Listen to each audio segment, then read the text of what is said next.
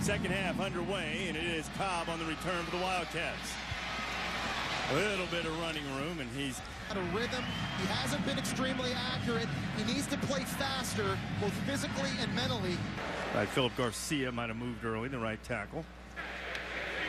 False start, number 67. But it's not a blow to the head, beneath the head, but I mean, still, that's a to try to get back into the game, down 16 after the 29-yard punt. Remember, Bailey normally in too. Yep, look forward to watching that ball game. Quick out to Douglas. First down and more. Douglas inside the 40. That he got blocked.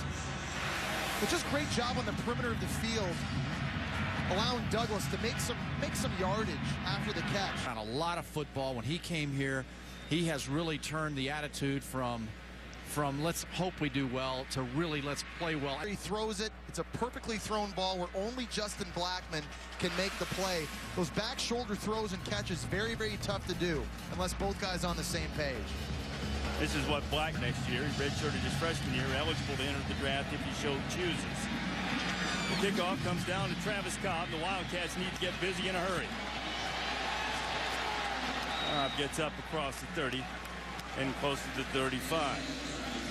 Well, looking ahead in a lot of different directions, you don't think of D'Antonio all the time. Those two guys have had a good relationship. Cowboy bigs. You haven't seen him?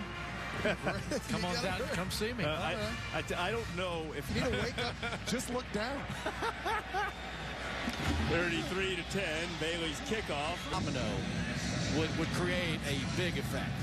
You know, and it's one of the things that Gus Malzahn's going to make $1.3 million next year as an offensive coordinator. What might be good offensive mind. Let Holgorsen run it. So that, in some ways anyway, limits the pool a little bit of the guys that he's going to win in conference games. It's a problem there.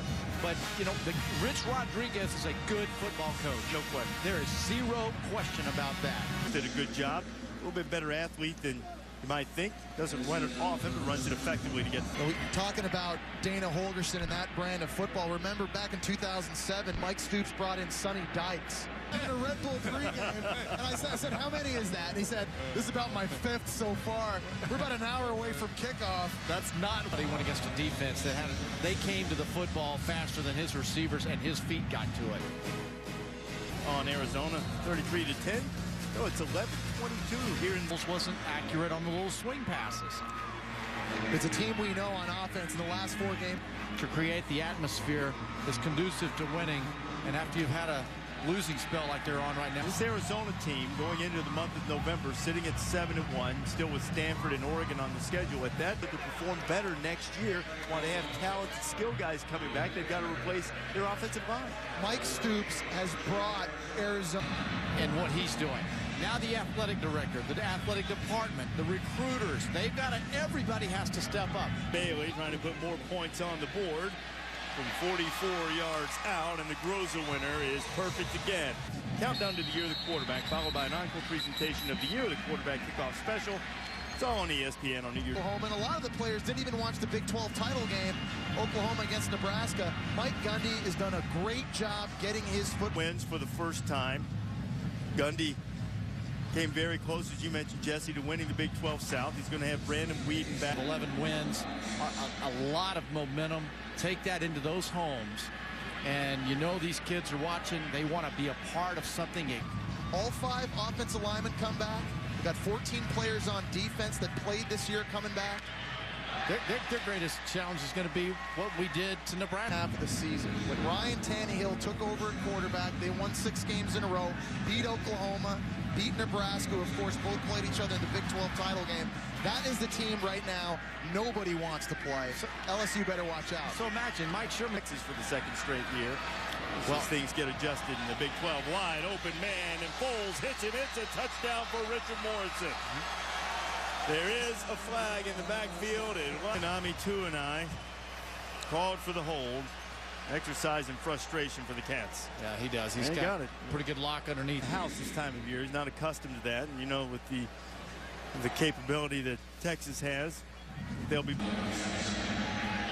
Foles has thrown 3 of them tonight. Most he's thrown 5-yard line on 3rd down.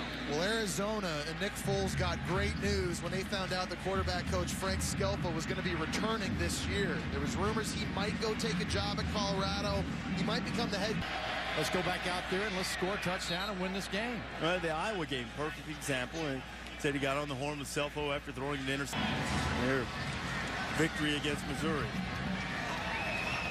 6-10 late in the 4th quarter to just shut it down and just try to go home and start next year. But that's to replace him.